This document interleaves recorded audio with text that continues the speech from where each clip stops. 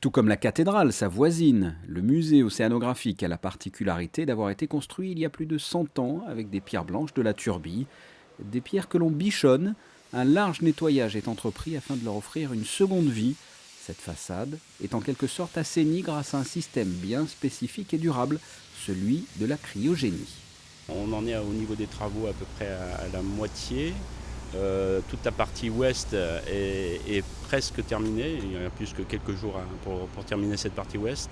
Et le but en fait de cette manipulation est bien de redonner à la pierre ses lettres de noblesse quelque part, c'est-à-dire qu'elle redevienne comme à la construction, comme à l'origine, toutefois sans la décaper. Donc c'est pour ça que la méthode utilisée de cryo, une cryotechnique quelque part, par de la glace, est non destructive, et a tout l'intérêt donc de conserver un petit peu la patine de la pierre, puisque au final on veut que la façade ait toujours un aspect propre, mais pas un aspect décapé.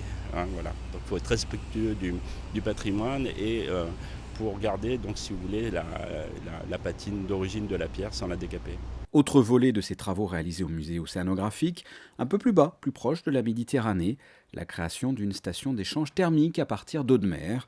Après un travail de recensement environnemental, le gros œuvre a déjà bien avancé avec terrassement et béton.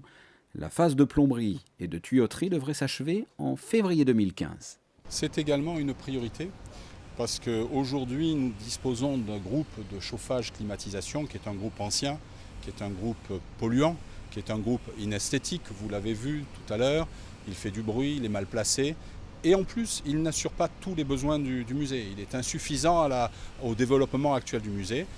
Dans un souci de pouvoir supprimer toutes ces nuisances, dans un souci de pouvoir améliorer un rendement, d'avoir véritablement une vraie efficacité énergétique, tout en amenant du confort pour nos visiteurs, puisque ceux qui connaissent le musée connaissent des salles parfois très chaudes l'été et parfois trop froides l'hiver. Eh bien justement, tout l'ensemble que nous venons de prévoir, programmer, étudier, a pour but d'améliorer tous ces aspects. Profitant du fait que le système de pompage eau de mer de nos aquariums est en train de basculer sur le réseau qui a été réalisé par l'État, nous disposons d'un système de pompage qui est là à notre disposition, et dans un souci d'optimisation, on installe une nouvelle station et on l'a placée judicieusement pour pouvoir ne plus avoir de bruit, qu'elle disparaisse du paysage, qu'on ne la voit plus, tout en permettant une bonne production.